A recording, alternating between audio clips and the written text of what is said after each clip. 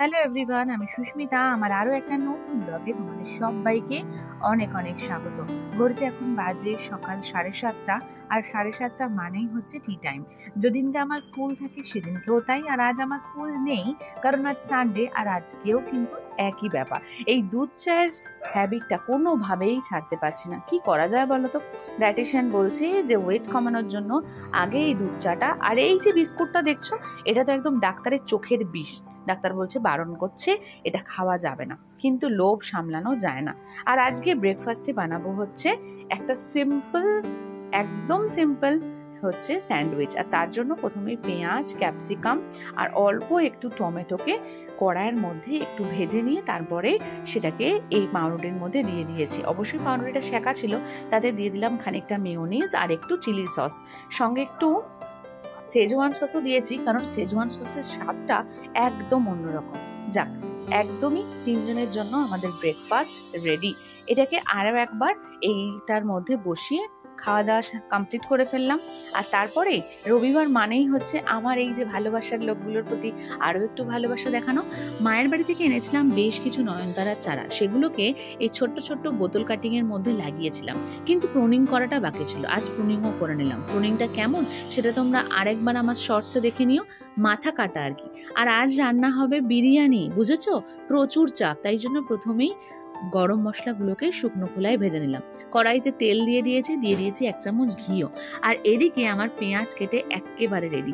শুনেছি বিরিয়ানিতে প্রচুর পরিমাণে পেঁয়াজ লাগে, সত্যিই লাগে বন্ধুরা। আর আমার খুব বিরক্ত লাগে এই এত এত পেঁয়াজ কাটতে, কিন্তু কি আর করা যাবে, কখনো কখনো বাড়ির লোকের রিকোয়েস্টে বিরিয়ানি তো বানাতেই হবে, গৃহিণী বলে কথা অফকোর্স। তো যাই হোক, পেঁয়াজগুলোকে ভেজে নেবো। আর দেখতেই পাচ্ছ এখানে আমি তেল দেওয়াতে একটু কঞ্জুসি করেছি, কারণ পেঁয়াজগুলো ডোবেনি। আর মশলাগুলো যেগুলো আমি একটু শুকনো খোলায় ভাজলাম, সেগুলোকে একদম পেস্ট করে নিয়েছি। আর এখানে আমার চিকেনটা ধুয়ে রেডি হয়ে গেছে। আমি ধুইনি, আমার হাবিজি ধুয়েছে। যাই হোক, এখানে দিয়ে দিলাম খানিকটা নুন আর এই মশলাটা। এই মশলার জন্যই কিন্তু এই বিরিয়ানিটা অসাধারণ খেতে হবে বন্ধুরা। আর কি না, এটা না দিলে তোমার কিন্তু বিরিয়ানির ওরকম টেস্ট হবে না, ঠিক যেমনটা তুমি দোকানে পাও। দিয়ে দিলাম আদা আর কাঁচা লঙ্কার পেস্ট।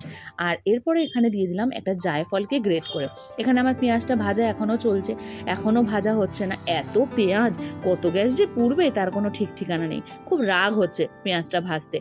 যাই হোক, পেঁয়াজটা তো ডুবন্ত তেলে ভাজলাম না, কিন্তু তবুও মোটামুটি একটা ভাজা কিন্তু হয়ে গেছে।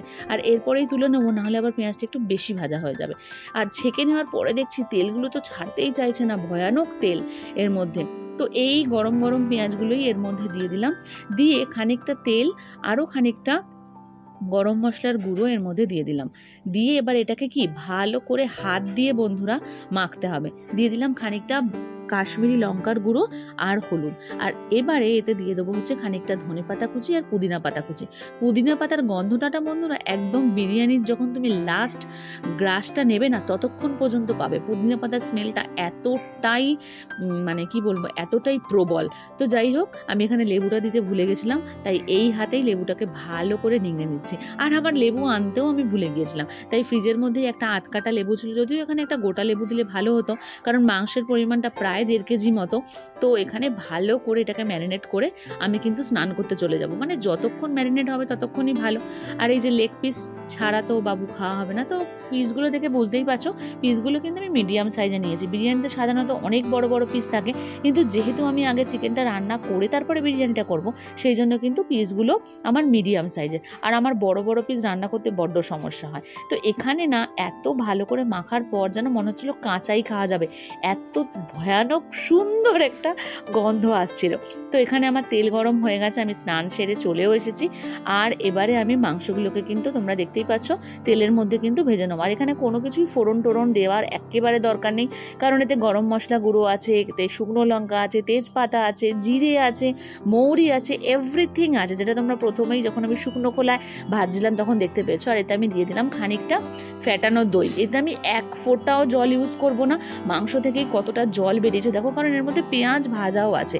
আর এরপরেই এটাকে এভাবে কষতে কষতে যখন মাংসটা পুরোপুরি সেদ্ধ হয়ে যাবে, মানে হয়ে যাবে পুরোটা, তখন কিন্তু আমি গ্যাসের ফ্লেমটা অফ করে দেবো। তো এখানে দেখতেই পাচ্ছ এটা আমার করতে প্রায় সময় লেগেছে ওই 40 থেকে 45 মিনিট মতো কষতে কষতে দেখো এই যে মশলাটা এর রং কিন্তু একেবারে চেঞ্জ হয়ে গেছে, আর একটা অদ্ভুত সুন্দর ঘ্রাণ বেরোচ্ছে, মানে বলে না যে ঘ্রাণে অর্ধভোজনও।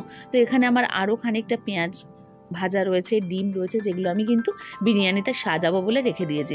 আর এখানে আমি এবারে কাঁচা আলুটা অ্যাড করলাম। বন্ধুরা আমি কিন্তু এখানে একেবারেই ভাজা আলু ইউজ করছি না, এখানে আমি একদম কাঁচা আলুগুলোকেই এগুলো দিয়ে ভালো করে আবারও কষতে থাকবো 45 মিনিট আগেই, কারণ মাংসটা ওই 10 মিনিট মতো কষার পরেই যখন আমি দইটা দেবো তখনই কিন্তু আমি আলুটাও দিয়ে দেবো। আর কতটা জল বেরিয়েছে তোমরাই দেখো, একটা ফোঁটাও জল না ইউজ করার পরও যেন মনে হচ্ছে যে চিকেনটা আমি জল দিয়েই রান্না করেছি, কিন্তু না, এটা পুরোপুরি দই আর মাংস থেকে বেরোনোর জল।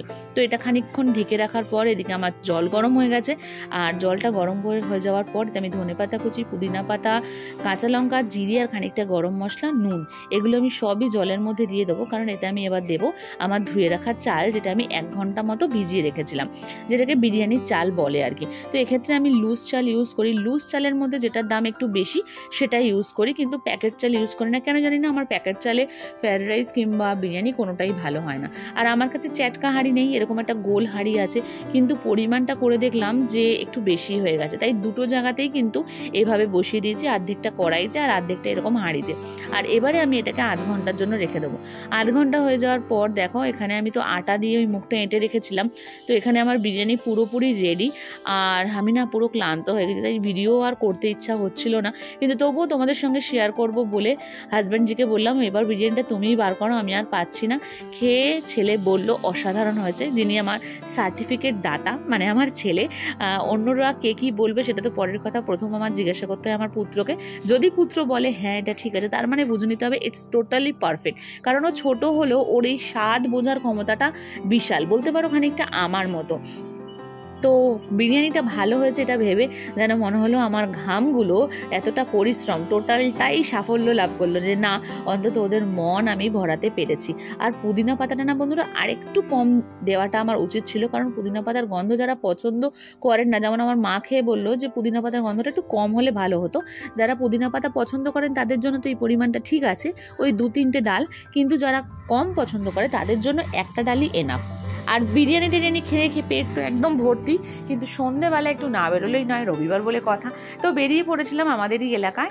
আমার একটু আজকে চিপস আর সিঙ্গারা খাওয়ার মন হচ্ছিল, যে অন্যান্য দিন তো সন্ধেবেলা সেই মা ছেলে একসঙ্গে ঘরেই বসে থাকা হয়। তো এখানে আমাদের এখানে হট বালাজি চিপস বলে একটা দোকান হয়েছে, ভ্যারাইটি অফ চিপস। আর এখানে আজকে আমি যেটা দেখলাম সেটা হচ্ছে এই যে আলুর চিপসগুলো কি তাড়াতাড়ি ভাজছে আর কি তাড়াতাড়ি কাটছে। আমি ভাবলাম যে এই মেশিনটা কোথা থেকে কিনেছে, কিন্তু না, ওরা এটা অর্ডার দিয়ে বানিয়েছে। আর আলুগুলো একদম সেম একদম সমানভাবেই পাতলা পাতলা করে কাটা হচ্ছে, প্রচুর তেল, আর একদম চটপট ভাজা হচ্ছে, না নুন না কিছু, মানে কি যে অদ্ভুত সুন্দর লাগছিল। আর ভেজে নামিয়ে নেওয়ার পর তারপরে ওরা একটা গুঁড়ো মশলা এর মধ্যে ছিটিয়ে দিচ্ছিল, আর ক্রিস্পি দেখো, তোমাদেরকে হাতে নিয়েই দেখাচ্ছি যে কি ক্রিস্পি। আমি মারাত্মক ভালোবাসি চিপস খেতে, তো চিপস খানিকটা নিয়ে নিলাম, খেলাম না। আর এরপর আমরা চলে গেলাম হচ্ছে আমাদের ওখানে ভিকারামের একটা দোকানে। তো ভিকারামের দোকান থেকে আমরা নেব এখানে খানিকটা মিষ্টি, একটু স্ন্যাক্স খাবো আর কি। তো এখানে দেখলাম বিয়ের তত্ত্বের জন্য কত ট্রে সাজানো হয়েছে, কি সুন্দর সুন্দর ট্রেগুলো বন্ধুরা, কি আর বলবো, এত দারুণ মনে হচ্ছিল যে আমাদের সময় কেন এরকম ছিল না। তো এখান থেকে নিয়ে নিলাম খানিকটা খাস্তা কচুরি আর কয়েকটু মিষ্টি, যেটা আমরা বাড়িতে নিয়ে যাব, আর খানিকটা আমরা এখানে খাবো। তো মিষ্টিগুলো অসাধারণ দেখতে ছিল, তো সেইগুলো না ছবি তুলে তোমাদের সঙ্গে শেয়ার করলে তো হয় না। অসাধারণ অসাধারণ মিষ্টি, এবং তাদের যে রূপ, সেই রূপ বলে দিচ্ছে যে হয়তো তারা গুণেও এতটাও সুন্দর হবে। যদিও আমি মিষ্টি লাভার নই, কিন্তু তবুও ওদেরকে দেখে ওদের ছবি না তুলে আমি পারলাম না, আর তোমাদের সঙ্গে শেয়ার করতেও ভুললাম না। আর এখানে দেখো এত এত বোঁদে এরকমভাবে প্যাকেজিং করে রাখা। তো আমরা 3জনে 3টে কি বলে খাস্তা কচুরি নিলাম। আমি একটু ঝাল বেশি পছন্দ করি, আমার ছেলেও তাই। তো ও বললো খাস্তা কচুরিটা ভালো, তাই জন্য আমিও খাস্তা কচুরি নিলাম, আর ভেতরটা ছিল এরকম। তো যাই হোক, আজকের দিনটা তোমাদের সবার সঙ্গে শেয়ার করলাম। আর এই মিষ্টিটার নাম কি তোমরাই বলো, আমার বর এগুলো পছন্দ করে মানে কিনে খাচ্ছে আর কি বলবো, মানে ওর পছন্দের এই মিষ্টিগুলো। তো যাই হোক, আজকের ব্লগটা এখানেই শেষ করছি। আশা রাখছি আমার ব্লগটা তোমাদের ভালো লেগেছে। আমার সঙ্গে দেখো, আমাকে সাপোর্ট করো, তোমাদের অনেক অনেক ভালোবাসা, অনেক অনেক সাপোর্ট চাই আরও অনেক দূর যাওয়ার জন্য। টাটা, দেখা হচ্ছে আবার একটা নতুন ব্লগে। অনেক ধন্যবাদ এতক্ষণ দেখার জন্য।